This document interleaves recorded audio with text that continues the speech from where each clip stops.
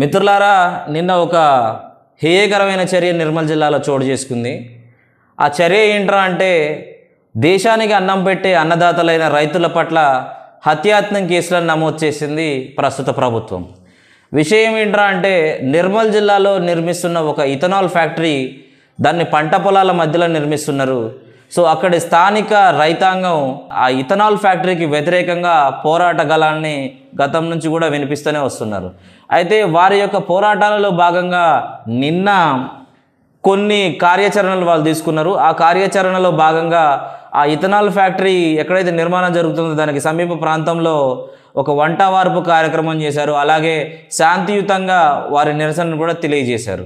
ఈ ethanol factory పంట పొలాల మధ్యన పెడుతున్నారు. పండించే పొలాలు ఉన్నాయి ఇక్కడ, దానివల్ల కొంత నష్టం ఏర్పడుతుంది. ఆ నష్టం ఎటువంటిదిరా అంటే, ఈ ఇథనాల్ ఫ్యాక్టరీ విడుదల చేసే కాలుష్య కారకాల వల్ల పర్యావరణం కలుషితం అవుతుంది. దానితో పాటుగా స్థానికంగా రైతులు పంటల కోసం వాడే సాగునీళ్ళైనా కానీ తాగునీళ్ళైనా కానీ అవి భూగర్భ జలాలు ప్రధాన ఆధారంగా నడిచే ప్రాంతం. సో భూగర్భ జలాలు ఖరాబ్ అవుతాయి. భూగర్భ జలాలు కలుషితం అవ్వడం వల్ల అక్కడి ప్రాంత ప్రజలు ఆరోగ్యం ఖరాబ్ అవుతుందని చెప్పి వారి నిరసన తెలియజేస్తున్నారు.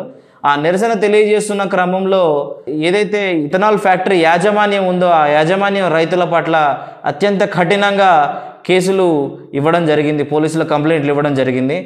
ఆ కంప్లైంట్ల ఆధారంగా ఇప్పటి ప్రభుత్వం రైతులపైన కేసులు నమోదు చేయడం జరిగింది. ఇక్కడ ఆశ్చర్యకరమైన విషయం ఏంట్రా అంటే, ఆ రైతులు శాంతియుతంగా మాత్రమే తమ నిరసన తెలియజేశారు.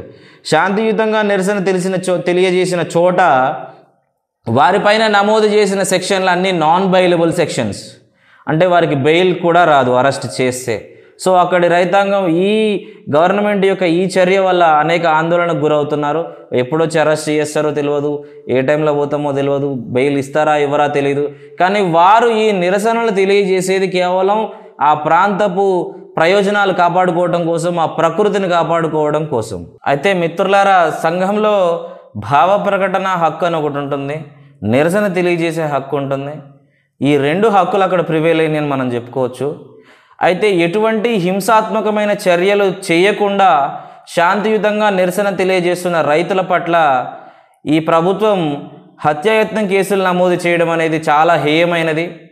పైగా వారు రైతులు, ఈ దేశానికి అన్నం పెట్టే అన్నదాతలు. ఇంకా ప్రాధాన్యత కలిగించే విషయం ఏమిట్రా అంటే, ఇక్కడ ఈ పోరాటం చాలా రోజుల నుంచి జరుగుతుంది, ఈ వార్త జరిగింది. అయినప్పటికీ కూడా చీమ చిటుకుమన్నా కూడా స్పందించే ప్రధాన మీడియా సంస్థలు కానీ ప్రధాన వార్తాపత్రికలు కానీ ఏ ఒక్కటి కూడా ఈ వార్తను కవర్ చేయకపోవడం అనేది ఆశ్చర్యం కలిగించే విషయం.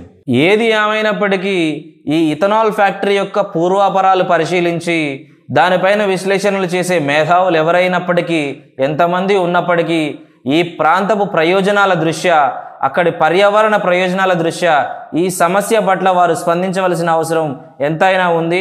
ప్రతి మీడియా సంస్థ, ప్రతి పేపర్, ప్రతి సామాజికవాది దీని పట్ల ప్రశ్నించాల్సిన అవసరం ఎంతైనా ఉంది.